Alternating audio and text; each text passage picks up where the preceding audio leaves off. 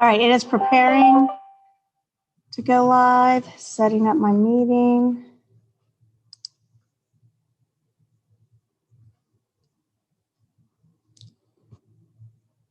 All right, it is preparing to go live, setting up my meeting. You're live.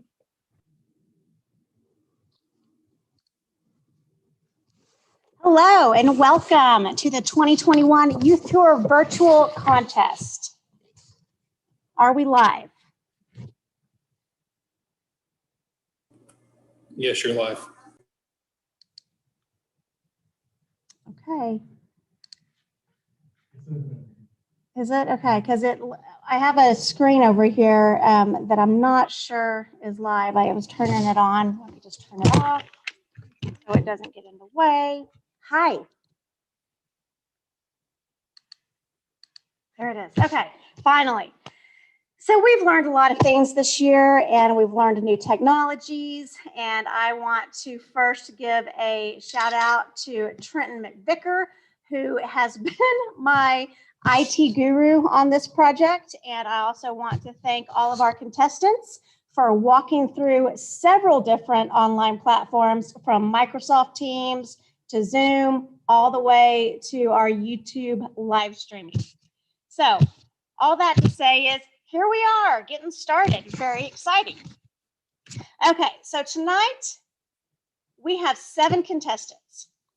4 of those contestants are going to walk away as youth tourians. They will receive a $2,000 scholarship. They will also have the opportunity to participate in the Oklahoma Youth Tour. We have partnered with Oklahoma Association of Electric Cooperatives to offer an alternative to the NRECA National Youth Tour. They will also have the opportunity to compete at a national level for the Youth Leadership Council, sponsored by NRECA. A lot of things open up after you've won this contest. We have 2 alternates that will be sent to the Oklahoma Youth Expo Leadership Summit, and each of those alternates will receive a $500 scholarship. But before we get started, I want to introduce our CEO, Patrick Grace. Just 1 second. I don't have a mouse. There.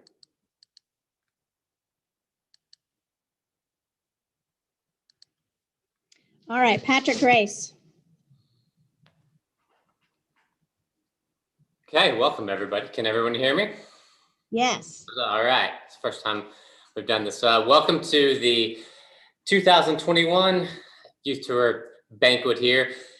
Certainly a new format here, which I think is actually really, really appropriate and really, really timely for the world we're in at the moment. Really excited that we're still able to have this. Can't gather like we normally do. We normally host everybody here in our training room, have a tremendous meal. I made the best do. The meal is fantastic. And once again, I always appreciate all the hard work that goes into it. Tori will lead us through the whole night, but it's a whole team of people, including now a very big presence from our IT department to make sure all this goes on. So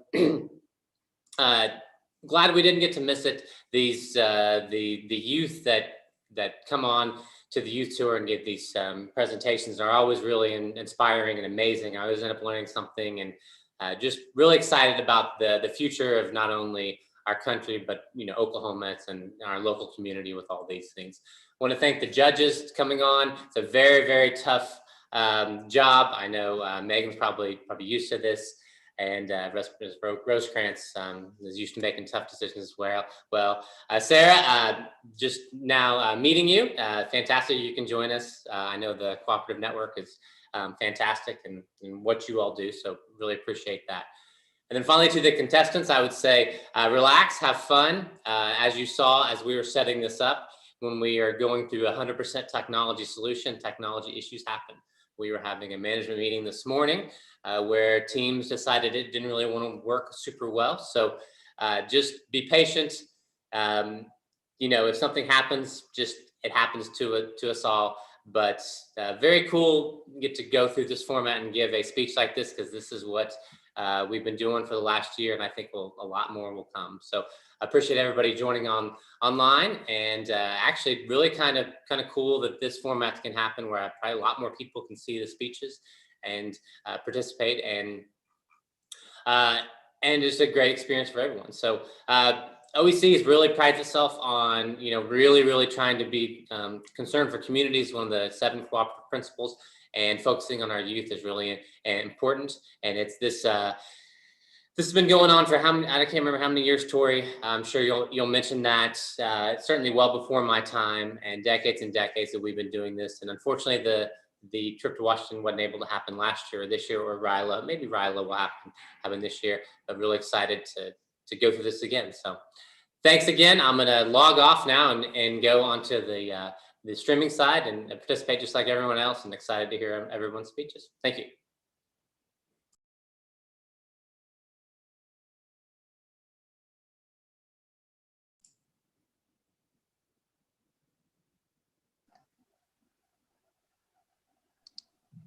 Okay, I unmuted. Thank you very much, Patrick, and I hope you enjoy the show.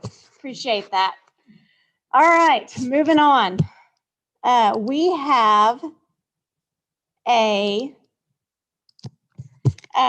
fantastic group of presenters here tonight, and I look forward to telling you all about them. But there is some other thank yous that I want to get through before we get through that part of the program. And like Patrick said, many hands contribute to the success of an event like this. And sometimes just the moral support is sufficient. So I want to thank you to all the OEC employees.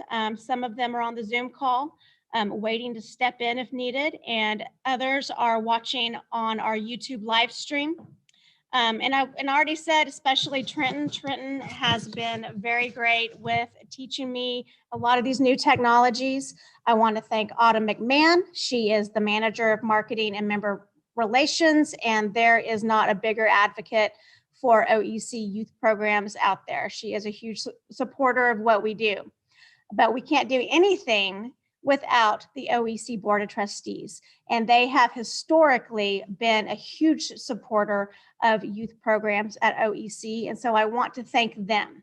Thank you for all your support.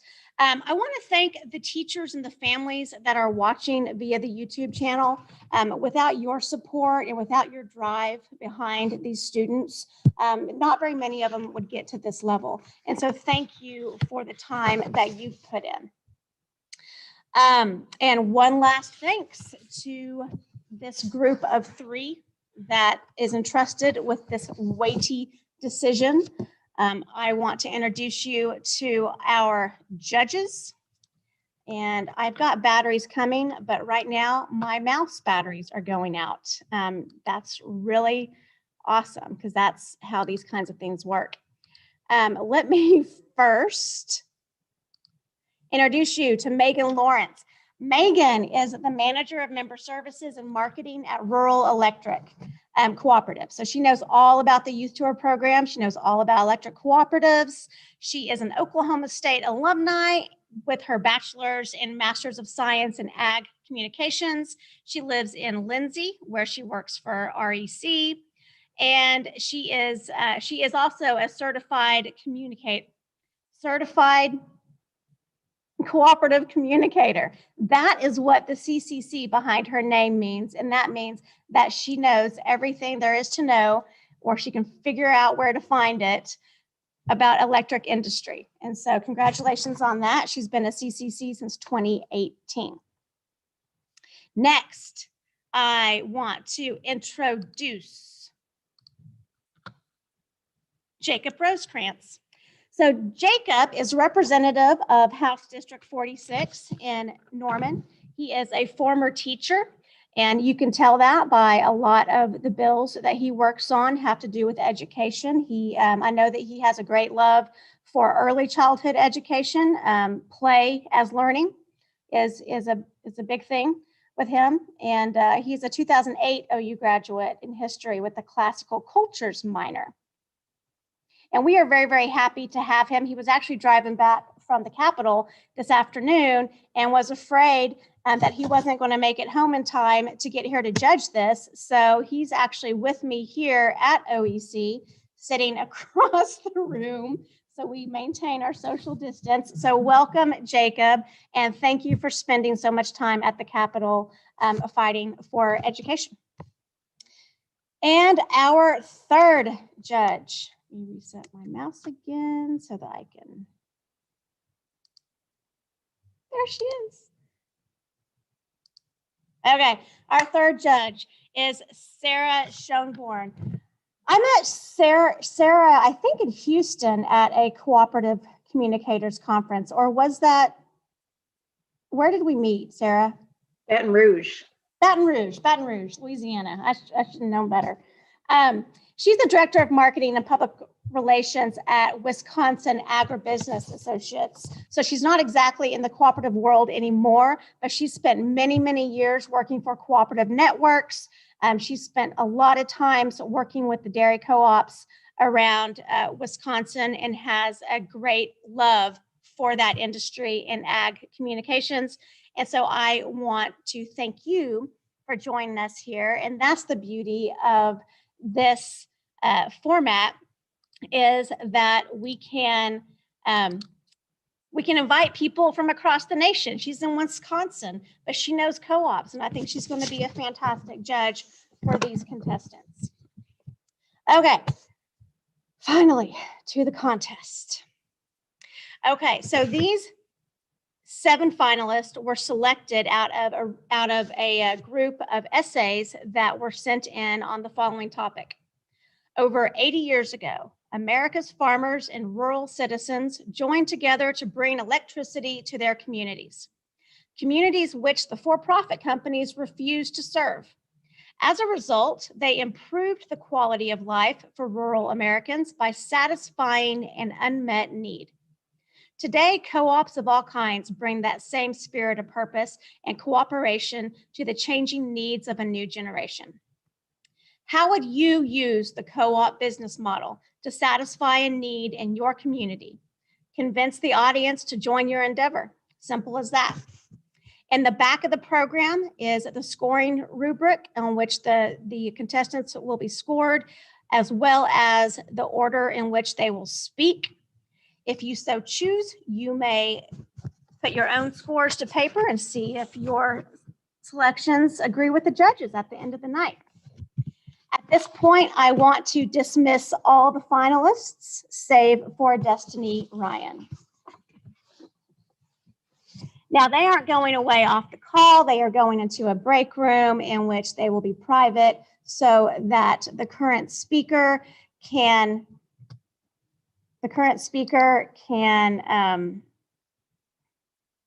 speak. Are you guys unable to move to your break room?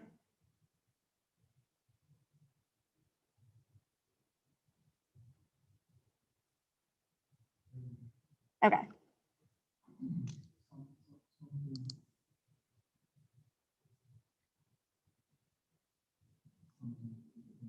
Okay, Psalm 2, can you move to your break room?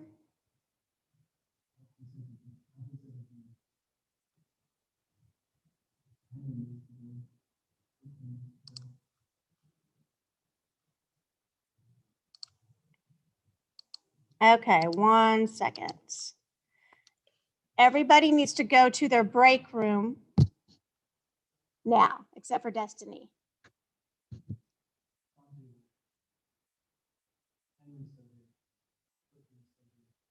He looks like he's waiting. This is the joys of technology, you guys. We've got time, we're good. You do have the ability though, right? I mean, there's nothing that I can do to speed this up for you. Okay, I just want to make sure about that. He's going. All right. So in the meantime, I am going to introduce Destiny. Destiny Ryan is from Westmore High School. She has created a co-op dealing with social services for the foster care system. Her co-op's name is Fostering the System. So Destiny Ryan with Fostering the System. Destiny Ryan.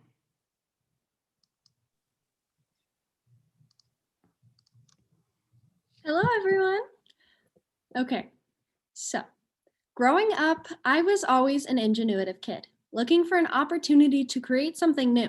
The older I got, the more I realized I could use my unconventional mindset to help other people.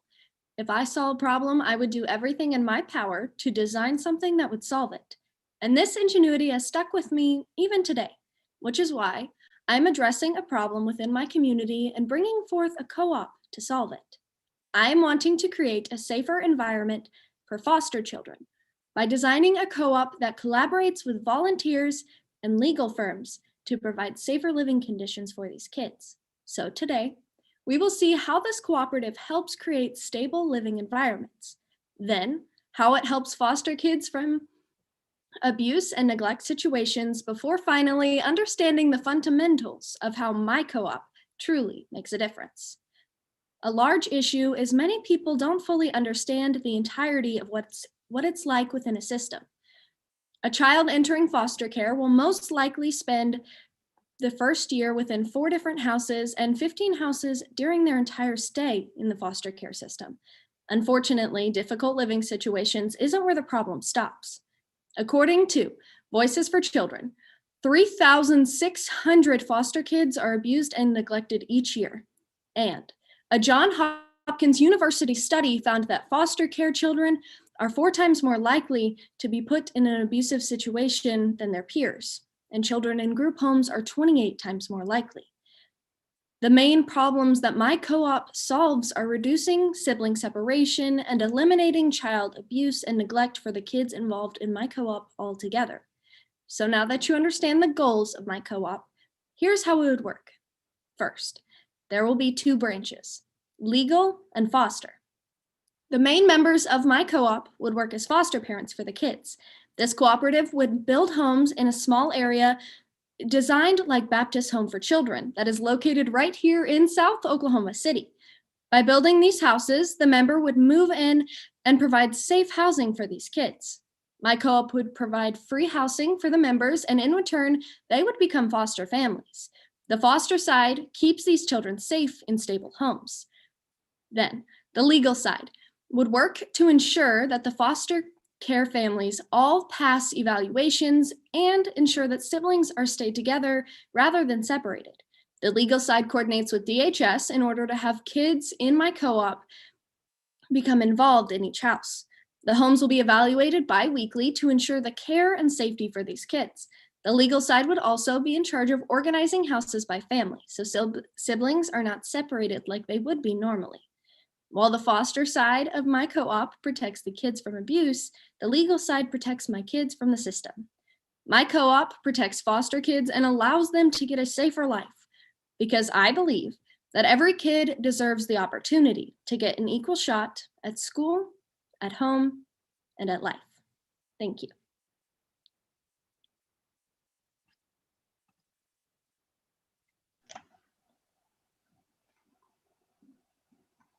Tori, are we allowed to ask a question now? Yes. Sorry about that. I was trying to get my mouse to work. I have a 2-part question, if that's allowed. How are you envisioning profits being generated with your co-op, and who are the member owners? Okay, so the member owners are the foster families. So the profits would work in first a general fundraiser to create the money to build an organization like Baptist Home for Children, which is basically a large land area and different houses are built and the kids still go to school, they go to church or whatever they're involved in. So my members would be the foster families. They move into the houses, and in return, because my corporation provides the housing, in return they become foster families, and that's how it would work.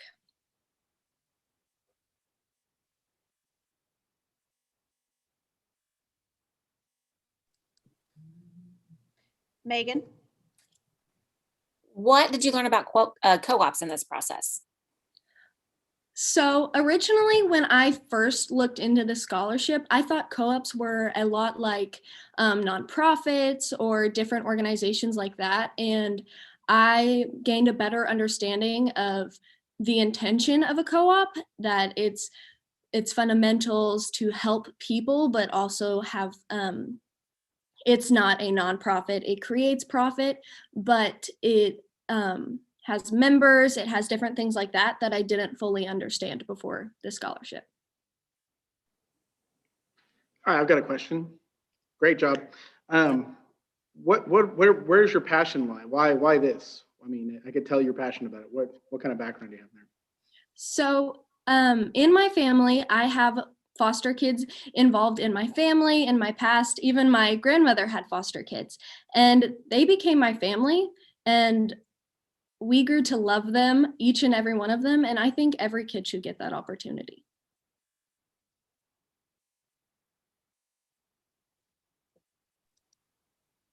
All right, thank you, Destiny. You can return to the break room and the judges can finish up their scores. Thank you.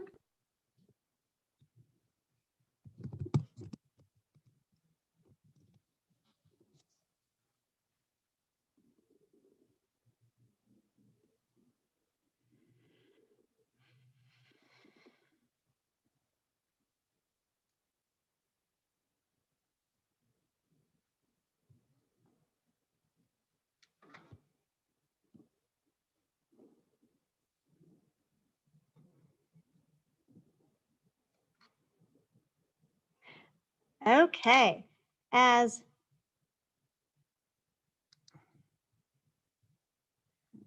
I can't seem to get that to work. So as we wait on Somtu to come out, he will be our next speaker. It might take a minute for him to join us. Hold.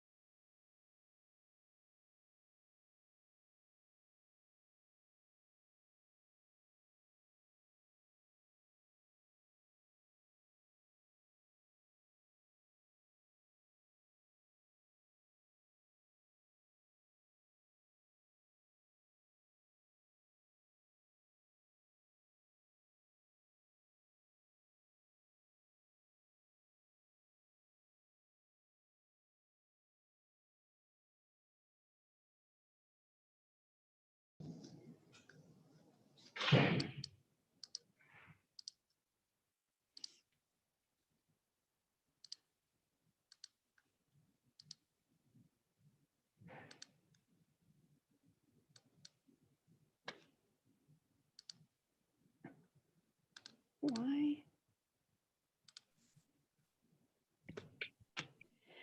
Okay. So we've had some technical difficulties. Somtu's computer shut down on him. So we are moving to our next contestant while he gets reconnected. And that is going to be Kama Wyatt. She is from Westmore High School, and she is presenting a co-op called Feed Our Future. So Kama Wyatt with Feed Our Future. Kama Wyatt. My grandma is a fantastic cook. Seriously. No one can finesse a kitchen like her. She's the Gordon Ramsay of grandmas. All jokes aside, however, my grandma taught me to appreciate what goes onto my plate. But unfortunately, not everyone has this luxury, specifically children. In the midst of quarantines being implemented, millions of parents lost their jobs, and the day-to-day life for kids has drastically changed. The Brookings Institute states in 2020, Rates of food insecurity since COVID-19 have substantially increased in the United States. And Brookings furthers that this is specifically true for young children. In other words, kids are going through a food insecurity. So how can we expect our next generation to think clearly and learn without the proper nourishment needed to succeed and grow? It's imperative that we feed our future, as I like to call it, and co-ops, specifically Feed Our Future, are the perfect way to do so. So let's dig in. First, understanding how this co-op will function, then dishing out its benefits. Undoubtedly, food fuels people. However, with 2 of those 3 meals typically provided by on-site learning facilities, it's time we adapt. And in this case, it's not only beneficial, it's vital we do so. In Feeding America's 2021 study, Map the Meal Gap, it's reported that 1 in 5 children are currently struggling with hunger in Oklahoma alone. That's over 208,000 kids in one state, currently with less than enough food to properly nourish them. By taking initiative with this co-op and promoting equity and solidarity, we can fuel our next generation and incite real change. As Bill Frist of USA Today postulates, with the CDC reporting that school closures are indefinite, we have a moral and economic obligation to address child food insecurity in the wake of COVID-19. And that is where this food distributing co-op comes in. This co-op seeks to bridge this disparity. To do so, we will use a Title I index to target populations most in need. First, partnering with chain stores like Sam's Club to get non-perishable foods. Then, pairing with local bakeries to get foods just before they expire but can no longer sell. This way, the community's food isn't wasted and families are fed properly. But that's not all. This co-op is unique in that it seeks to reduce strife marginalized children face due to online school. During school weeks, volunteers for Feed Our Future will deliver meal preps to the houses of members, delivering food from our partnerships directly to the houses of students in online school. All families have to do is pay a fee of $5 monthly, significantly reducing the price that it normally costs to feed a family by delivering fresh food and the delivery itself that is not offered by food banks or food pantries. As we look to the future of co-ops, it's imperative that we keep cooperatives like Feed Our Future alive. They create the foundation that is necessary for our community to get its needs and benefit its social and economic benefits. And with 17 million children suffering nationally by food insecurity, it's time we incite change. To do so, food co-ops are the perfect way. They can be replicated across our nation, permeating districts everywhere, step by step, spoonful by spoonful, to incite change. Not unlike the beginnings of OEC, all it takes is a community of compassionate leaders to fuel our next generation. As Cooperatives for a Better World puts it, food co-ops do just that, create a better world. It's time we pitch in. People like me, you guys, and heck, even my grandma can make a difference for all kids who otherwise might not have a seat at the table. So, using my newfound knowledge about co-ops, I'm inspired to change. And who knows, maybe you guys are too. Before we dig into our next meal, my hope is that we remember together we can change the lives of many. Together, we can feed our future.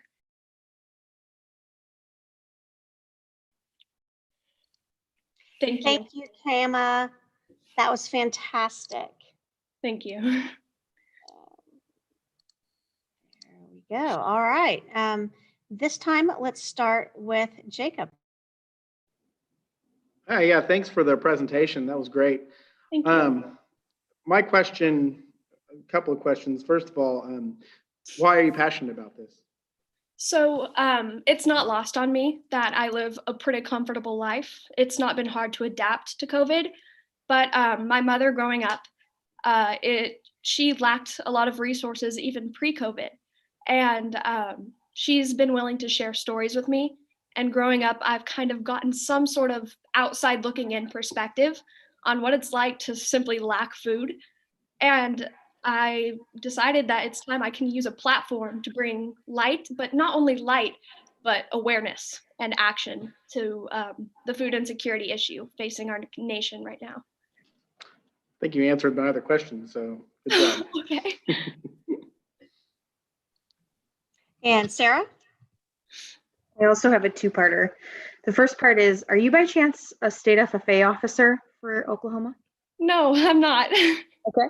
The second part is, why do you think the cooperative model is the best fit as a business model for your vision? Okay. All right. I definitely think the cooperative is the best model because even the people who are not less fortunate, who are sort of doing okay with COVID, we're all kind of struggling. This is a worldwide pandemic, and not everyone is willing to pitch in money to make a difference. So all that this cooperative asks is that the volunteers pitch in some of their time to deliver food and create meal preps for the members of this cooperative. Thank you.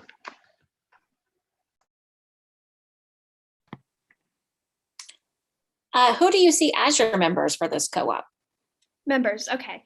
As said in this speech, we will be using a Title I index to target populations specifically that are struggling the most in this pandemic, but it's not limited to that.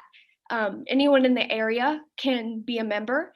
And the cool thing about this co-op is members could also be volunteers. Again, it doesn't cost money to be a part of this cooperative. It requires time. That's it. So you can be delivered food and deliver food. And that's why I think more people will be attracted to become a part of this cooperative.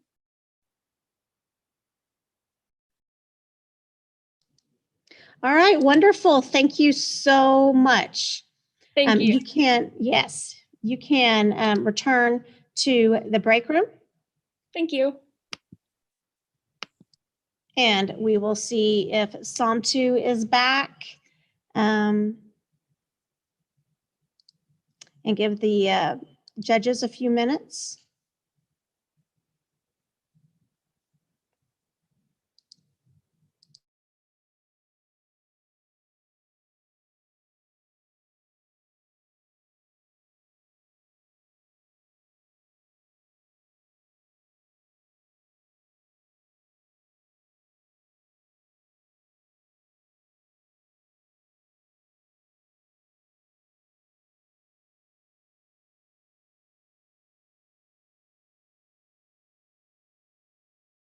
Yeah, for sure. Just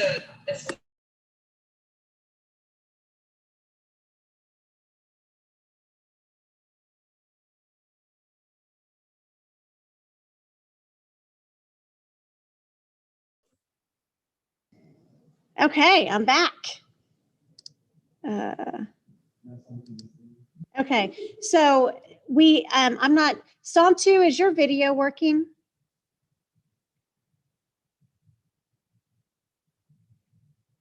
I'm not sure if Psalm 2 is ready. His computer is probably still figuring some things out. So I am going to assign him to a breakout room. Those at home, we have this nifty little ability to assign people to private rooms.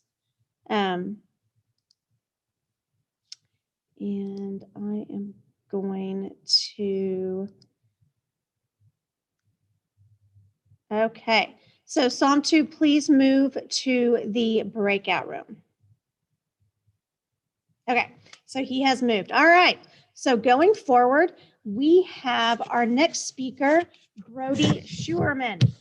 So Brody is from Community Christian School and lives here in Norman, and his co-op is a worker co-op for restaurant delivery.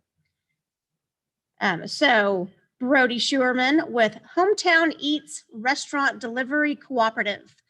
Brody Schuerman. hello. My name is Brody Sherman, and today I'm excited to share with you Hometown Eats Delivery Cooperative. In doing so, I will share the vision of the restaurant owners the mission of the co-op to help the restaurant owners reach their shared vision and the positive outcomes that can come from a delivery cooperative like Hometown Eats. Before we talk about the shared vision, what is the problem and how can a delivery cooperative like Hometown Eats solve this problem?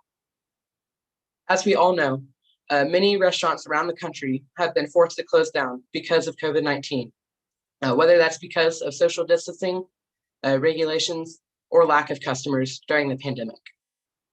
Jim Hopper, President and CEO of the Oklahoma Restaurant Association, said that the restaurant industry has suffered more than any other industry in the country.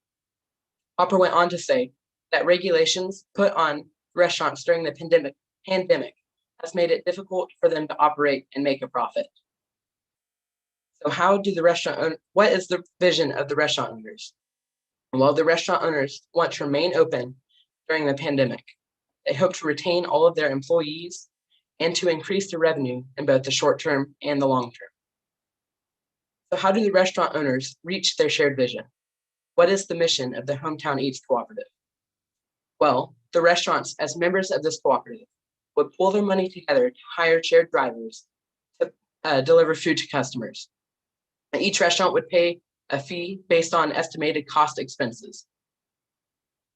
This delivery cooperative will be able to reach places and communities that large for-profit delivery providers, such as Uber Eats, are not willing to go. On its website, Uber Eats states that it charges up to 30% for delivery for the restaurants. And that is not something that the small, locally owned restaurants can afford to pay.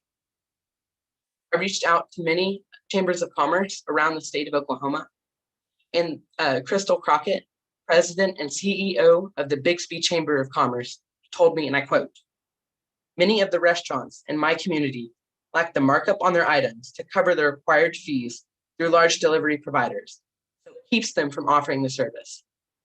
She agreed with me. A co-op would be a great way for them to access the service and keep the costs reasonable.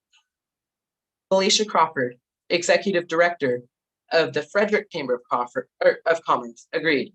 She said, quote, "Our town's locally owned restaurants do not have the capability to operate and control a delivery service on their own, nor do they have the technology." She went on to say, "I hope Hometown Eats can also help restaurants deliver to more homes while keeping the costs affordable." Restaurants would team together with their local Chamber of Commerce and other community leaders to promote Hometown Eats.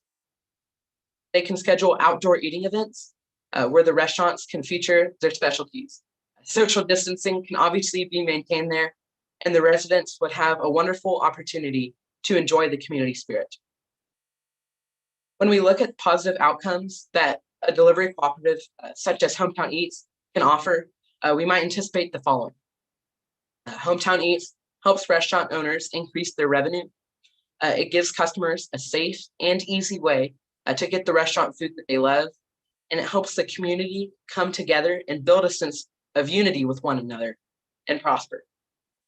All said, if the restaurant owners are willing to hire the drivers, and if the community is willing to use the Hometown Eats Restaurant Delivery Cooperative, this has a great chance of positively impacting the restaurant owners, their employees and customers, and the community as a whole. Thank you. Let's eat.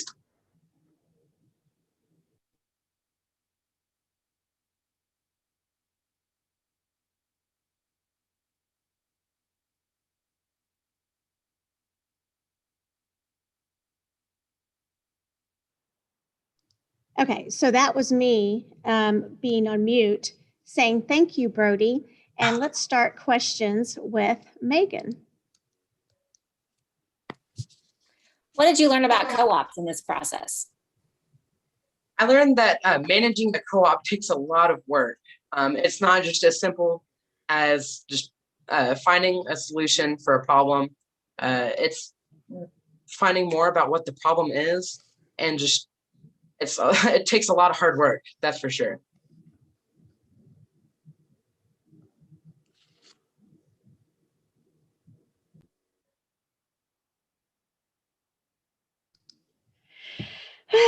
Jacob. Hey, Brody. So my question is, what drove you to want to do something about this issue? Jacob, I'm you're sorry, I can hear that. Yeah, sorry. Oh, Sorry, I just pulled a Tori. Sorry about No, that. you're fine.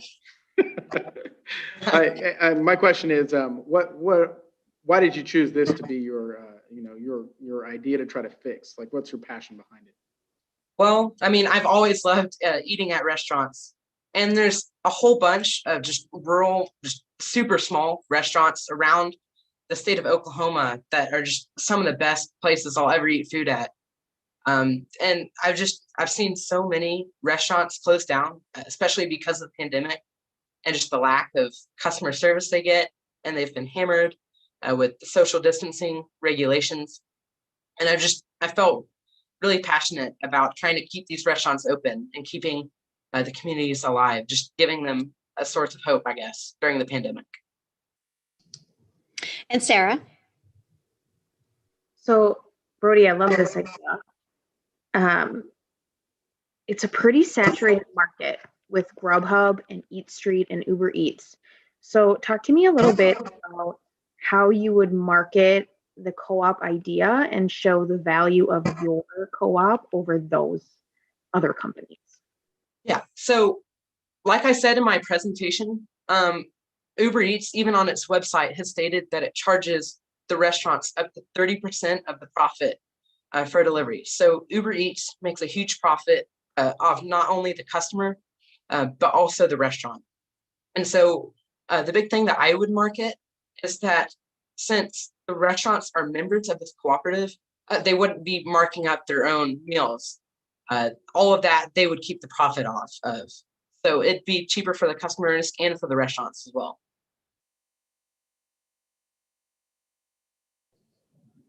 Okay, thank you, Brody. And while the judges wrap up their scoring, you can return back to the break room. Thank you. And we have Somtu coming out of the break room. We have replaced his computer and gotten him set up. We should see him any minute. I will just give the judges another.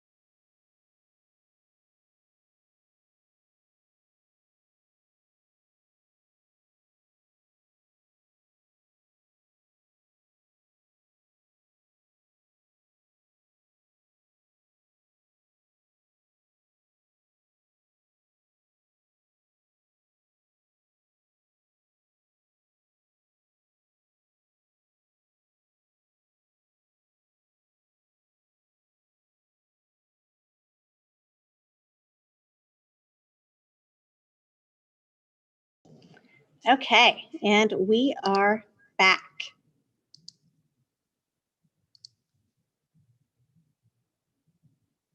Okay, and we have Somtu with us. Let me spotlight Somtu video. There he is. He is from Westmore High School, and he has presented a fantastic idea for farming and food co-op for African American communities. He has named his co-op Desert Oasis Co-op. So, Somtu with Desert Oasis Co-op. Somtu. According to the Johns Hopkins magazine, Food Deserts, areas in which residents are hard-pressed to find affordable food are part of the urban poor Native communities, which are varied across the United States of America. Now, in places where you don't have supermarkets or even grocery stores, it becomes easier to find a Slurpee rather than a smoothie, and the Big Mac becomes cheaper than finding a dinner at a salad bar.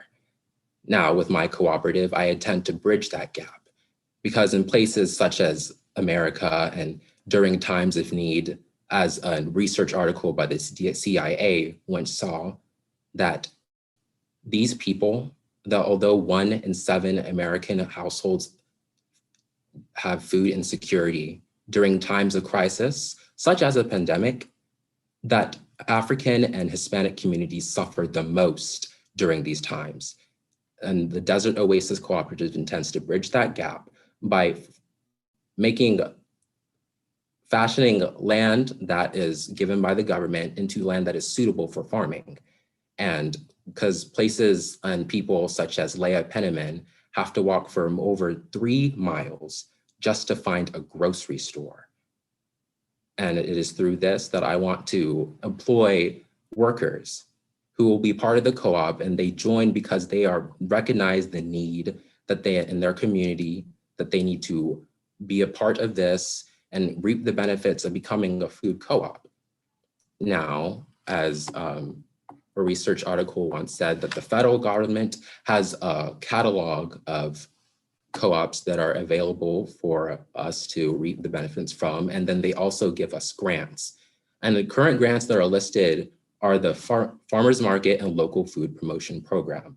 And that's a grant that is for farmers who need to try to better their communities and want to give themselves standing in their community.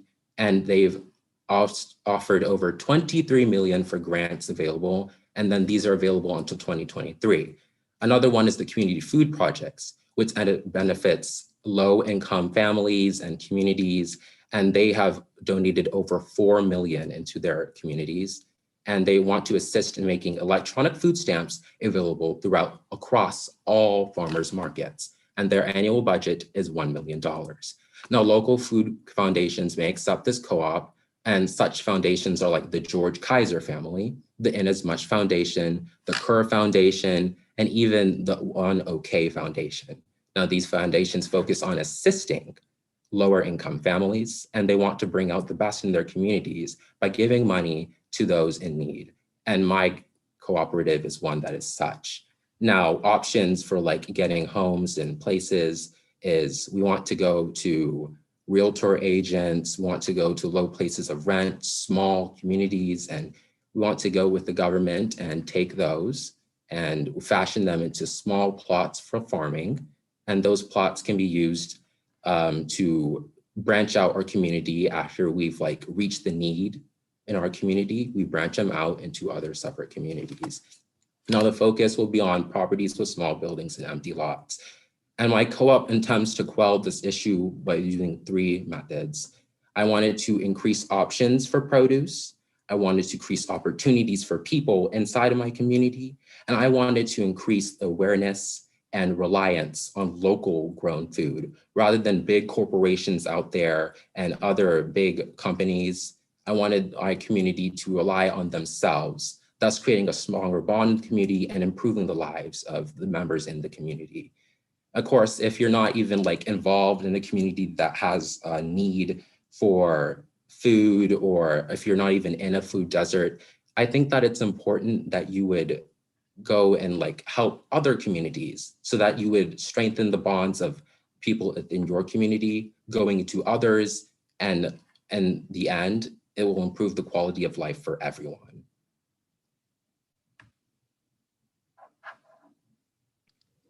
All right, thank you. Let's start this time with Jacob. Hi, Psalm 2. Great job, especially having to go back and forth and boom, you hit it. What made you so passionate about this particular co-op, this idea for co-op? What made me so passionate about this co-op is because even within people who are in my friend group, there's this need that I see, because they don't always, like when I used to live in Texas, there are people who didn't always have access to healthy foods, and then they had to suffer with debilitating conditions like diabetes, and some of them even had to use wheelchairs at very young ages because they had health conditions. And so this like speaks to me personally, because there's no reason that people should be having to live like this. Sarah. Sam too, I'm wondering, I love this idea. My question is, what if there are people who want to be a part of your co-op who've never grown their own food before? Tell me about the educational opportunities that you're going to provide to teach those people how to do that. So one of the main key points that I wanted to put was that this cooperative was aimed to educate not only kids, so like at-risk children who would be at risk for things in their community, such as gang affiliation. It would bring them in to teach them all about their community, how to grow their own food, and how to benefit others and like business opportunities too. So I wanted to wrangle in that within this co-op to not only like teach people the importance of self-sustaining, but like how to build a better community. Megan? What did you learn about cooperatives in this process? What I learned about cooperatives is because at the beginning, I had no idea what they were. And now I know that they're just a bunch of people coming together, wanting to achieve the same goal and the same purpose with the same motives and the same drive. And so, although it may seem like obvious now to me, that was a lot.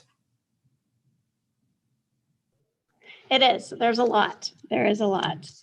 Okay, thank you, Somtu. You may go back to the break room now.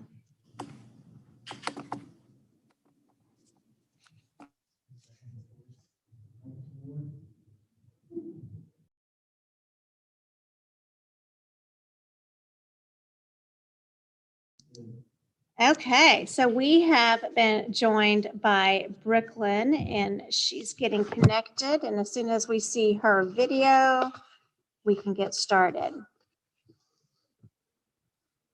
Brooklyn, do you have your video on?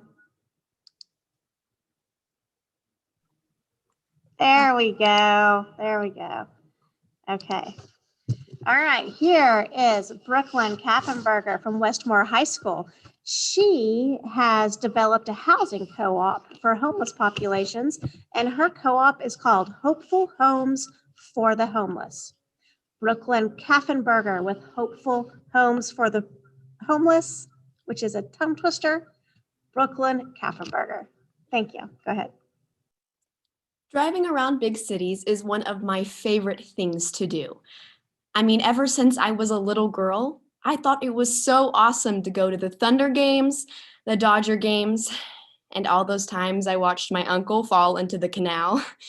You know, I would say that the city has created some of the best memories for me. I remember one day I was driving through Bricktown when I had seen a lady hold up a sign stating that she had lost her home due to a fire and had 2 young boys. Now, before this day, I'd always ask questions about these people holding up signs and why they didn't have a home. But this day specifically sparked something inside me to create change for these people. In July of 2020, Oklahoma City released a total of 1,500 people left without medical care, food, safety, and a place to call home. Hopeful Homes for the Homeless is a co-op that provides not only housing for these people in need, but support to get them back on their feet. This co-op will give them hope, a community, and support to find jobs. There are 2 main necessities that my co-op will run off of, which is community and systems. Steps to form this co-op will start by first, taking out a personal loan for land and supplies needed to build these homes. I will start by purchasing land to build tiny houses together, and just this step will give members the opportunity to put an address on their job applications. Members who qualify for these houses are, but not limited to, people who have lost their homes to natural disasters, young adults facing repercussions of the foster care systems, and single mothers. Upon receiving a home, each recipient will have a specific agreed upon plan catered to their needs. This contract will be mainly based on finding jobs and a source of income. Once they start to receive a steady income, they will start helping with a percentage of the bills in order to run this co-op. The main goal for this co-op is to give these members homes and a second chance with the support of their community. this will be totally achievable. The work needed to build these houses and to keep this co-op running, I would look for finding volunteers to represent the mission, and volunteers at ministries such as Volunteers of America. My hope is to give the less fortunate their chance to live their dreams and provide them with the opportunity, putting in effort to truly make a difference for their future. I hope we can see how effective this change will be. I am thankful that that woman sparked the desire to create change for me. I knew in that moment that I wanted to help her in whatever way possible. Hopeful Homes for the Homeless will give one opportunity, change one community, and help one person at a time. Thank you. Excellent. Thank you so much. We're going to start with Sarah. Thank you, Brooklyn. During all of your research, what made you decide that the co-op model is the best business model for your project? So during my research, I actually found out that creating a community and building homes for the homeless is actually cheaper than letting them live on the streets. So by creating this community and houses for them to, give them a stable environment to get back on their feet, I thought that this was the best way to accomplish wanting to help these people, give them the second chance and also benefit our community as well. Megan.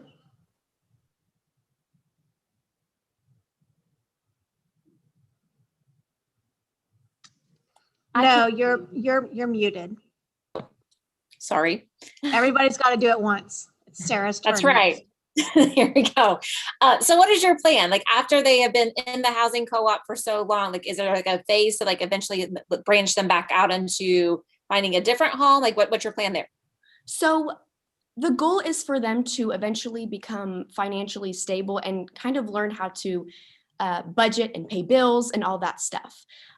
So once they are stable enough to be on their own, they would eventually, leave the housing space provided for them and then kind of pursue the chance that was wanted to give to them. And Jacob. Great job. When you said tiny houses, you had my attention because it's kind of, I don't even know why we're not all investing in tiny houses for the homeless. Colorado can do it. Why can't we? Anyway, my question has to do with that. We do have some tiny homes or something like that here in Norman. Have you been by McCown Village and kind of seen how it runs and gotten some ideas? I have not seen, what was it? You said McCown Village? Yeah, McCown Village or something No, like that. I did look into some housing co-ops, not really in Oklahoma, because I kind of wanted to see how they were different in other states and other parts of the country, because I know that there is a lot of, organizations like that in Norman specifically. Given recent events, actually, my family in our neighborhoods, we donated a lot to the food and shelter just because of the weather. And I think that it really not brought awareness, but emphasis to, the change that needs to happen. Thanks.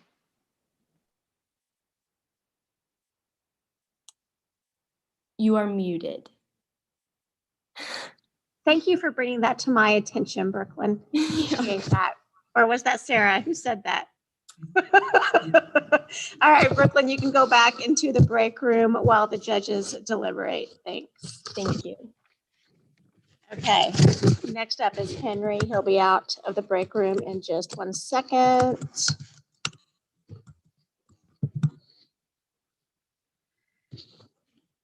So we have, one of the challenges of, oh, here's Henry already. I will say what I was going to say later. First, I will introduce Henry. Okay, this is Henry Cargill. Henry comes from Christian Heritage Academy, lives in Hera, and has come up with the Oklahoma Broadband Internet Co-op, OBIC. We always like initials around here, OEC, OAEC, NRECA. Give us all the initials. So Henry Cargill with Oklahoma Broadband Internet Co-op. Henry Cargill. A broadband internet co-op would be a major benefit to rural communities. The sense of community a co-op brings will improve the standard of living for small towns. Easily accessible internet will improve the education and economics of small towns while also providing more personal benefits such as mutual aid, first response, and healthcare. This broadband internet co-op, which like she said, I'm calling the Oklahoma Broadband Internet Cooperative or OBIC, would be a not-for-profit community-based co-op. Voting rights would be in the hands of the members and any excess funds would go straight back to the customers. These members would primarily consist of rural residents and businesses. So people want to live in rural communities for a number of reasons. They have family ties, maybe they like the small town life, they own a farm or a ranch, or maybe they just like fishing at the lake. The problem is that necessities such as groceries, education, and healthcare are out of reach or at the very least inconvenient. With OBIC, that brings high speed, quality, and affordable internet, will solve all of these problems. So primarily education would be a major benefactor of OBIC. Rural students who lack the resources to be excelling in their studies are now fully immersed with their urban counterparts. OBIC also opens the door to online college and distance learning, something that has been robbed from these rural communities as of late by this pandemic. Another aspect that OBIC would affect is the business aspect. With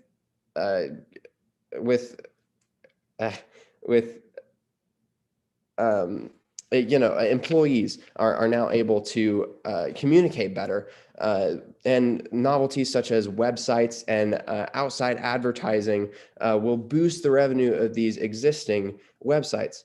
Also, new business can be created through the internet. People can use their innovation to meet the needs of the community and also general needs. OBIC would also attract these bigger businesses, franchises, grocery stores, because before these small towns were lacking the internet infrastructure, but now OBIC provides that, and these bigger businesses want to move in. The last sphere that OBIC will enhance is the social aspect. With video chats, it has been revolutionized the social aspect of America. Communities are now able to fully commune. They can tune into local events and gatherings such as a sporting event or a dance recital. Family gatherings are also revolutionized. Families who are distant, who only see each other at holidays, now can talk. They can bond now with convenient video chats. Healthcare is a big thing. People in need of healthcare, especially elderly people, can now have convenient face-to-face contact with a doctor or a professional instead of having to drive hours to the hospital or the clinic to get what they need. All of these reasons are why the OBIC would provide the best of both worlds to rural communities, maintaining the small town values while also having the world at your fingertips. Thank you, Henry. Fantastic. This time, let's start with Megan.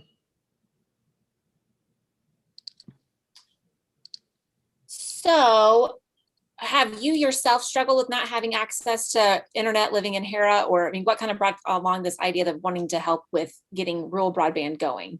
Now, thankfully, I am in the area for broadband to reach me, but I do have a lot of friends, associates, people who live out in like very spread out rural areas.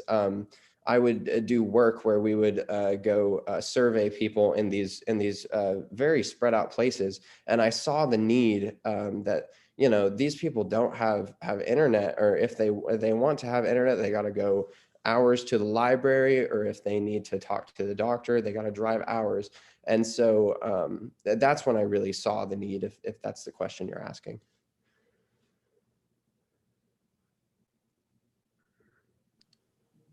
And Jacob. Yeah, hi, Henry. Believe it or not, this is a big issue at the legislative level right now. Huge. We have a commission to look into it. We have a couple of bills. And did you know? I'm just going to ask you if you do you know some of the struggles as to why this hasn't happened yet? Have you kind of read into some of that? So this was a full paragraph of my paper that I initially brought into this. Yes, one of the biggest problems is that these bigger for-profit corporations look at these small town areas and they take a certain percentage or just a few square miles, and then they have just a little limit, and however much that limit is, they just say this area is fully serviced, when it's really not. And they don't really look into the fine details, the needs that these communities have, because they have very specific needs. But these bigger businesses who are looking for just statistics and numbers, square mileage, don't really get into that. Also, there's a big contingency with the electric company and telephone companies who also want to provide this broadband internet, but they wouldn't be able to do it with the same quality as a broadband internet cooperative. So those are just the main problems that I saw with my research. Thank you for sharing that. And Sarah. Jacob pretty much took my question and I'm struggling coming up with another one. I do want to make a comment though, Henry. I think that you need to, and I was going to say this before Jacob spoke, I think you need to look into asking Jacob at some point if he has internships in his office, and you should see if you can get in there. Absolutely. This is a really big topic, and I think your passion would benefit his office greatly. That was going to be my question. Thanks, Sarah. Was what is your I can hook you up with somebody who's actually on the commission itself. there you go. All right. Okay. He's Just- hungry for interns. So That's great. Tori said Reach out to earlier me. that being a part of this program would open up doors for you, and I think this is a good one. So I'm going to pivot my question a little bit then and say, give me another hurdle that you would encounter when starting your co-op? What is something that you think would stand in the way? Yeah, so I think one of the big things that I didn't talk about was cost. It costs a lot to run these lines into the ground. I did a little bit of research on that. I think with communities being able to help out with this, I know a lot of rural communities, and people are so handy. People are so being able to help, such loving hearts. Also being able to get a good relationship with these people, it would make it so much easier to get the job done really, and get it to these people, make it known to these people that, there's a cooperative out here that is able to meet your needs. And I think that would really be able to get it to where it needs to be.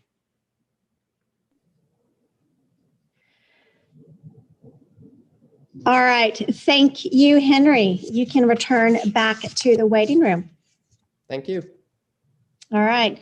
Let's give the judges just a minute, and then we will move on to our next contestant.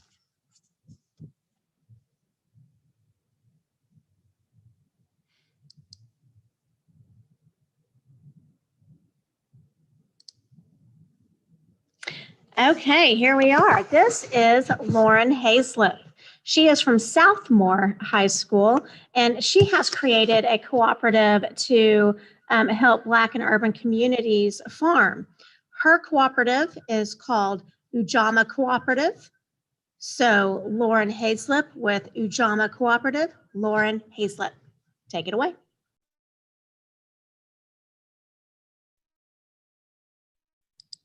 I think she froze. I know, she's the first freeze that we got. Hold on, viewers at home. We have more than one technology here.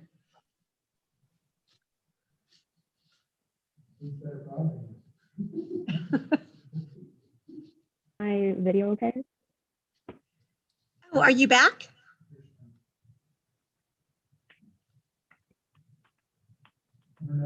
Oh, your network bandwidth, it's low. Are you at Westmore? I am. Yeah, okay. It says that your network bandwidth One is second. I'm slow. going to grab something for that. 1 second. Okay, perfect. I didn't know there was something for that. I'm gonna learn something. I know, I know. I am just going to switch the device that I'm on. Okay, sounds great. Okay. It's a cooperative effort here. Except we are now looking at somebody else.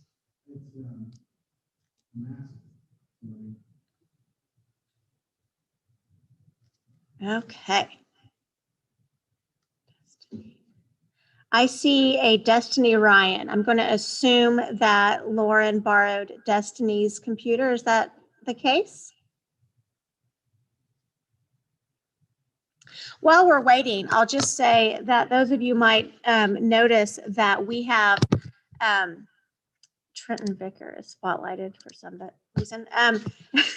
We have quite a few contestants out of Westmore, and if you weren't here at the beginning of the program, that is because we have a really great supporter at Westmore in Billy Ellis, the teacher, who was a former youth tourian. He went to youth tour. I can't remember if I was telling you guys this or the judges this earlier, but he went to youth tour from a different co-op in Oklahoma in his high school years. And so he promotes the program to his students, and we get some really fantastic contestants out of it. But now we have Lauren Hazlip. So Lauren Hazlip, Ujamaa Cooperative. Lauren Hazlip, take it away. Well, first of all, thank you for your patience. And now with my proposal. In 2020, 265 million Americans face food insecurity, and Black families feel the effects of this more than any other demographic in the US. Because of the food insecurity faced by Black people in our state, they sometimes must rely on government assistance for food security through programs such as SNAP. Although this program is available to help them buy food, healthier options are often more expensive than junk food, which can also be bought under the program. It becomes easier for a poor family to buy and prepare foods involving things such as cheap bread, sugary cereal, and snack foods rather than fruits, vegetables, and meats. These impoverished families often also rely on the generosity of their communities to help lessen the impacts of food insecurity on them, and especially on their children. Black communities are in desperate need of a solution to the food insecurity they face. I am proposing a Black farming co-op where rural Black farmers can offer goods and services to urban Black communities. Farming co-ops historically date back to the 19th and early 20th centuries. There are many examples of Black farmers using cooperative principles to satisfy the needs of their community throughout history. But one example that stands out is the Colored Farmers Alliance and Cooperative Union of Houston, Texas.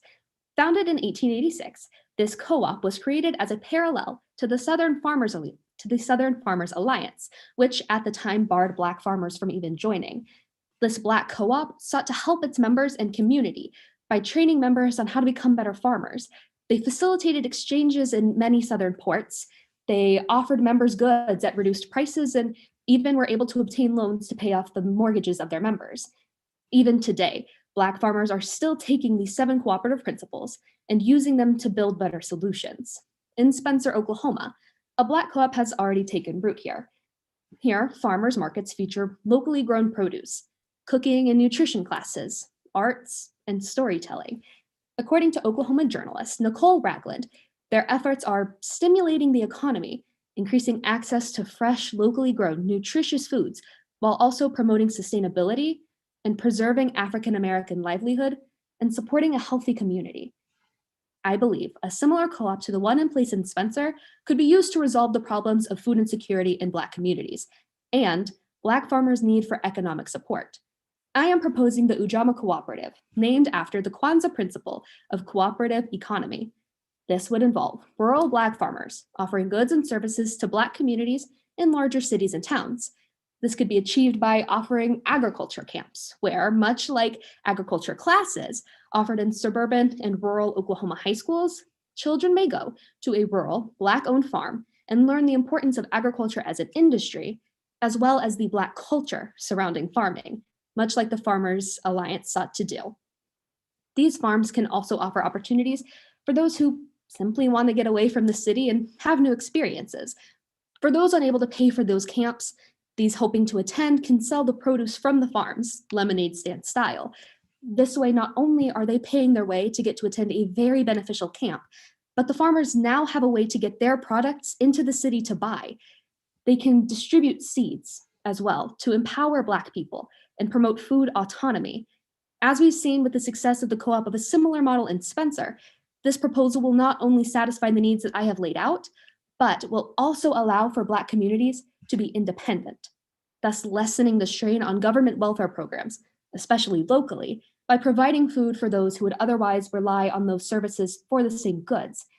This proposal not only satisfies the need for affordable food options for Black communities by providing access to healthy foods and offering education on how to prepare them and even grow them themselves, but the need for economic support for Black farmers as well.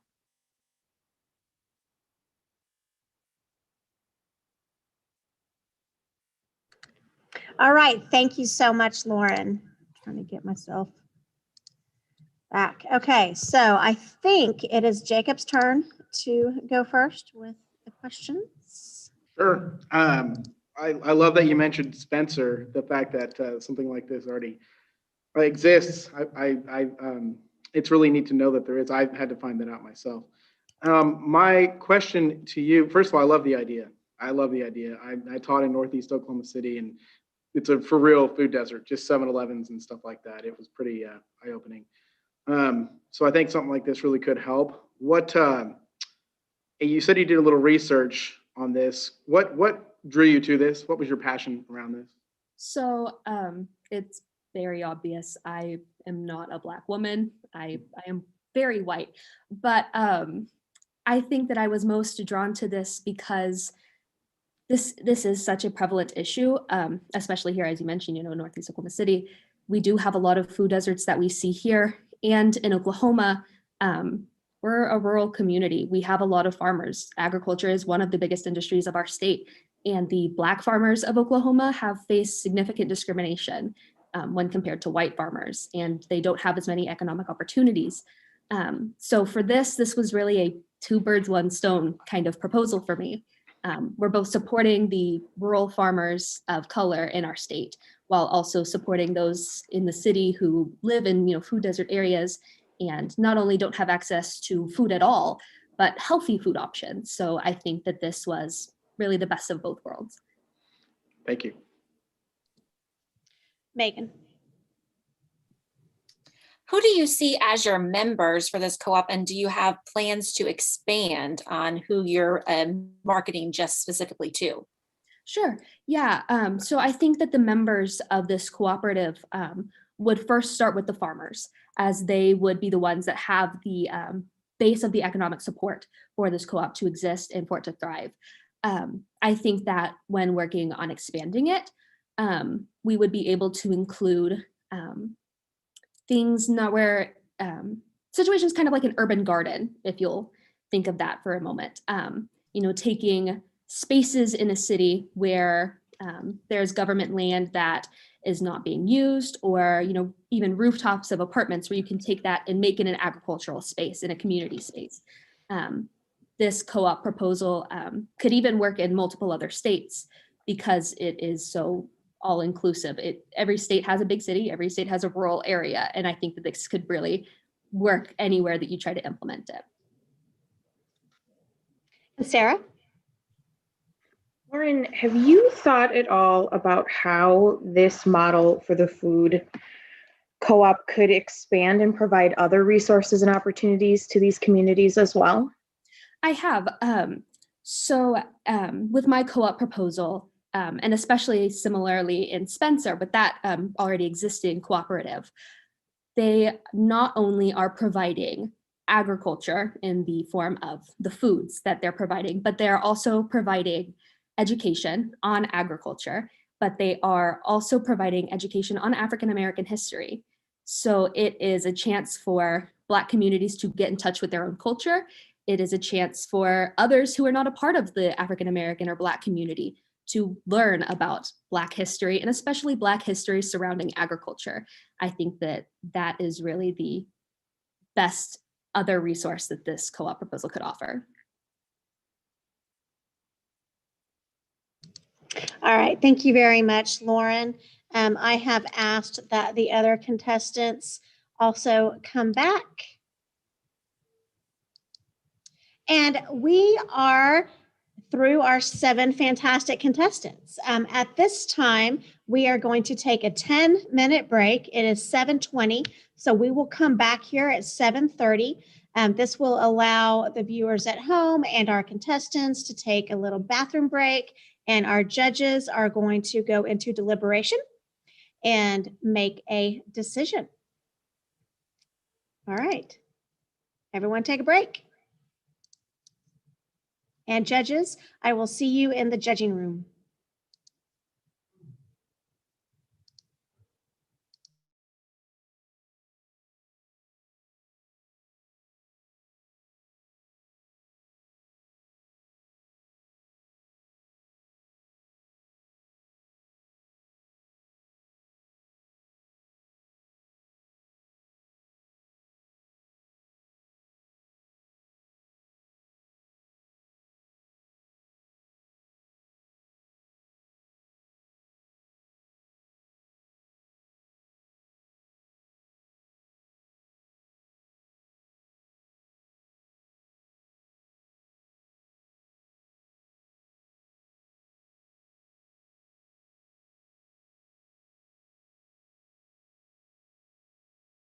Oh, hi.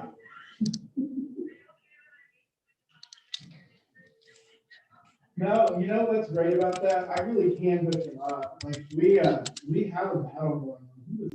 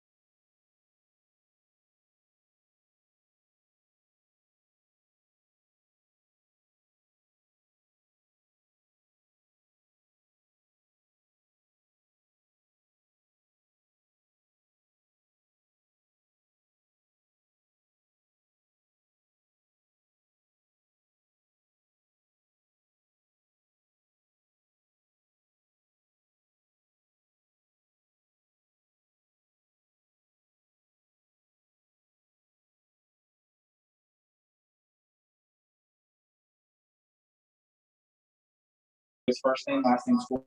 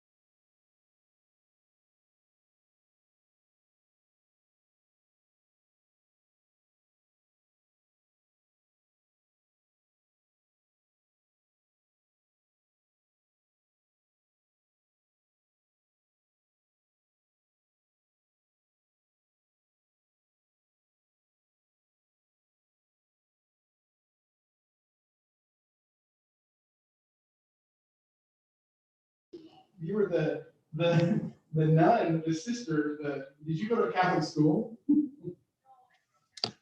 Hello, everybody.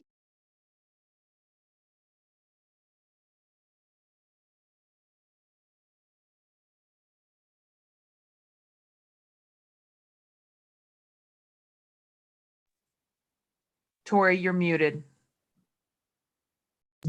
I just said some really brilliant stuff to you guys, just so you know. Okay, so it is 7:32. The judges need a few more minutes. Autumn McMahon is going to come on and do a little Q&A with you guys. Just talk about your experience in this contest and some more details about some of your co-ops. So thank you. Hold tight. We are almost there. Okay. I'll be right back. Well, first of all, you guys did a fantastic job. Phenomenal co-ops. It's always fun to hear your ideas and what you come up with and the way you define that. I want to hear, honestly, I want to hear a little bit about what was the experience like to be virtual. I know most of you have presented in a in-person setting, but how was it different to be virtual? How did you prepare for that? Brooklyn, you're big on my screen, so I'm going to let you start. I think by now, with our experiences from speech and debate, we're pretty used to doing things virtual. It's still pretty sad just because I like community and I like being around people, but I mean, it's still an opportunity. So we'll take what we can get with the virtual things. Right? It's such an interesting, so most of you are in speech and debate. Is this, for any of you, was this the first time you've made a virtual presentation? Live, yes. Okay, so yes, the first this is the time only live presentation we've done, at least for me. Yeah. Very cool. Brody, it looked like you were about to say something. Yeah, this is my first too, so I'm not much of a tech guy. So all this Zoom stuff is pretty new to me. So I'm glad I've handled it pretty well so far. Absolutely. It's interesting, isn't it? Yeah. I mean, like, even just the panel of judges, the fact that we have Sarah here, who's from an Ohio co-op, right? That she can just zoom in. What else? Does anybody else? So, Brooklyn, this was your first time to be live. Brody, this is your first time to do a presentation via Zoom. What about somebody else? I would say this is, yeah, definitely both of them. I've never like actually done a presentation live in front of a lot of people. I mean, mostly just during class with my classmates, nothing big in front of an audience. I mean, I perform in front of an audience, but I never do like speech pitching ideas in front of audience, Shark Tank style. But it's also my first time doing any kind of speech online. So it's interesting, trying to look at the camera the whole time, engage with a computer, a piece of silicon, basically. Like, it's interesting. Yeah. It is. And I am someone, as you can see, I like to talk with my hands. It's hard because you don't see the energy of the audience. You can't connect with people. You can't look people in the eyes. You guys all did just an absolutely fabulous job of making us feel at home, making us feel like we were part of that presentation. I want to switch gears a little bit. In Samtu, I'm going to make you start with this. What is something that you've learned in this process, whether it's how to present virtually, whether it's what co-ops are about and how they're different? Talk to me a little bit about that, Samtu. From this, I had learned that there's like a lot of different co-ops, because I came into this thinking that co-ops were just a business that people would maybe buy into, sell into, something like stocks, which they're not. And so from this, I kind of got a great understanding about what a co-op is, and that it's just people with the same motives and the same goals working to achieve the same purpose, which is the simple definition. So I thought that was really nice. I love that. You did such an incredible job. And that's one of our hopes in this program is to, if you lived when people turned on the lights, as we say, or when we brought electricity to people, you understand cooperatives. And I think for all the things that maybe have been hard to understand about the 2020s, one of the things that I think it's really taught us is when we come together, we can make a big impact, right? Which is the premise of cooperatives. What about you, Lauren? What else have you learned along this process? And thank you very much, Samtu. I would say the thing that I probably learned the most about in this process was actually how a cooperative works. I don't think that that's something that a lot of young people think about because it's not something we really deal with on a day-to-day basis super often. So I think that this is a really interesting opportunity to really kind of break down something that we realize we do actually have a part of pretty often. We encounter it more often than we know. So I think it was really nice to get to like deconstruct that and rebuild it as our own. I love that. You guys, so one of my favorite parts about Youth Tour is you guys are all remarkable. Your answers are incredible. Your presentations are incredible. It always gives me hope for the future to hear you guys talk, all of you. And that's to a person. So thank you for being great in all of this. I want to say the hardest thing about this process is having to keep your face like happy and smiley because you're not in person. Like it hurts. I like that. I like that. It hurts. It hurts. That's hysterical. Okay, I want to ask one more question. And Destiny, I'm going to give you a heads up. This one's coming at you. In years past, we have been able to award a trip with this, right? You get to go to Washington, D.C. And so that's an incredible experience. It's a vacation. You guys, to me, stand out as a group of kids, or not kids, a group of students who are really in this for a totally different reason, right? You're in this to get the experience of presentation. You're in this to kind of virtually maybe meet new people. But what motivated you to sign up for this and to apply for this, Destiny?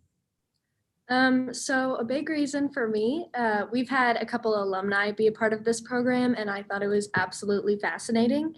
And I'm a very community oriented person. So yes, we can't go to DC, but I also got to meet new people, you, Tori, Brody, and Henry. And I don't think I would have ever interacted with any of you through any other program. So it was just a new opportunity that I was looking forward to meeting new people and different perspectives. I love that. Awesome answer. Kama, I'm going to throw it to you too. I know you had a brief kind of cameo there, but I want to circle back to you as well. What motivated you to get involved in this? So similar to what Destiny said, our school has had previous alumni who have taken a part of this. And I just think it's interesting because my team specifically, but also every student ever has ideas. And more often than not, we don't have an outlet. We have nowhere to put those ideas. And so this cooperative competition is just an outlet for us to get our ideas out into the world and not only use rhetoric and use our voice, but take action. So that was a perfect softball for my next question, Kama. And I'm going to let this one's a broader question. So I'm going to let you guys self-volunteer, and unless nobody volunteers, and then I will tell you. You made a great point that young people have these incredible ideas, and I think it's so true. It's one of the reasons that at OEC, our board of trustees invest in youth programs. What can you do outside of just being here? You guys are catching my final question.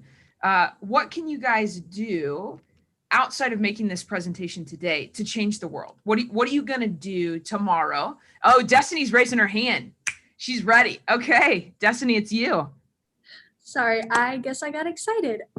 So one thing that not only I've learned from this program, but through speech and debate itself, is the importance of using your voice. So we've got some members of our team that are actively working within our school district to bring awareness to social injustice and different ideas. Like my fourth grade invention fair was the first time I ever remember being able to bring like an idea that I had forth. And I remember something one of my judges told me was that kids are more creative because they've been told no less. So your imagination runs wild. And I think it's something astonishing when we get to use our own voices because we haven't been told no yet.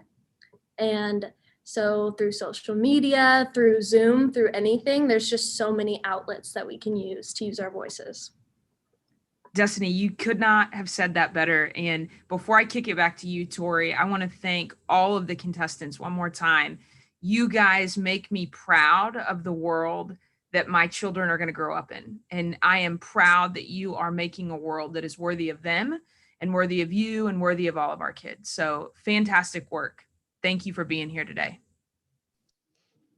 Thank you, Autumn, for speaking to our contestants. And let me just tell everyone at home that I'm not sure if I went through this process or not. You do know that these contestants received their spots in this contest by writing essays. Not all of those essays started off as strictly co-ops, but there was a nugget of an idea in there. And so they were invited to our workshop. And at our workshop, we worked really hard on learning what a co-op is and what a co-op business is, and all of those principles that we of co-ops follow regardless of the industry or service that we provide. And these contestants went back and really improved their ideas and aligned them with co-op values as best they could. And so I just want to give them a round of applause for that. They've been a joy to work with virtually. I wish I could have seen them in person, but they were a joy to work with virtually. Now, as you know, in this competition, there are 4 youth tour winners. These winners will receive a $2,000 scholarship. You will get to go to the Oklahoma Youth Tour and have an opportunity to compete in a statewide contest for the National Youth Leadership Council, in which you can move up to the national level.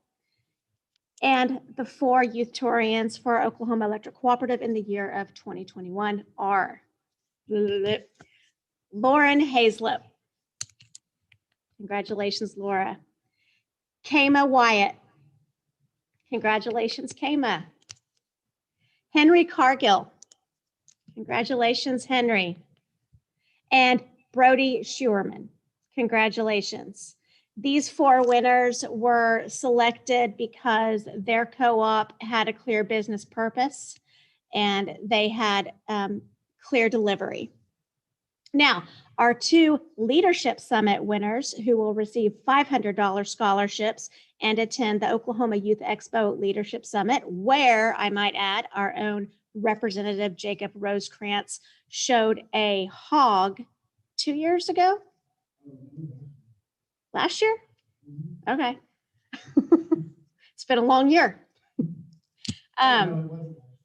You will not be showing hogs, but the Oklahoma Youth Expo is during the state livestock show, and it's a really huge deal. And so it's a lot of fun.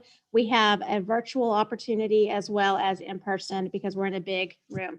And those 2 are going to be Somtu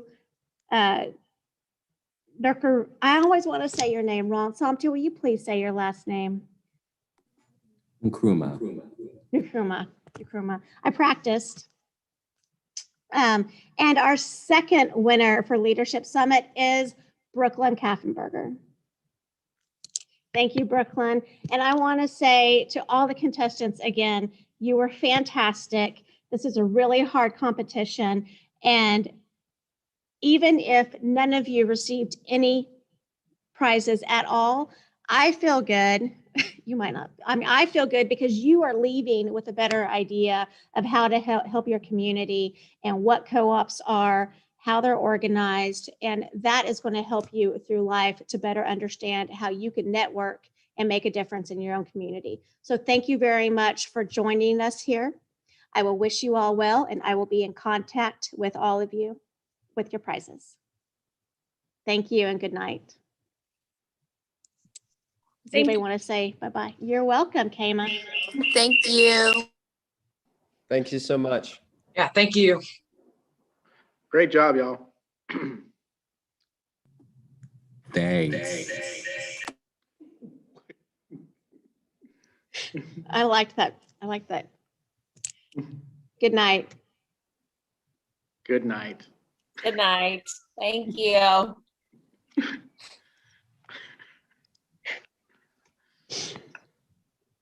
We still alive?